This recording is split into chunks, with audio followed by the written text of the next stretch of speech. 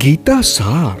કેમ વ્યર્થની ચિંતા કરો છો? કોનાથી વ્યર્થમાં ડરો છો? કોણ તમને મારી શકે છે? આત્મા ન જન્મે છે ન મૃત્યુ પામે છે. જે થયું સારું થયું. જે થઈ રહ્યું છે તે સારું થઈ રહ્યું છે. જે થશે તે પણ સારું જ થશે. તમારું શું જતું રહ્યું છે કે તમે રડો છો?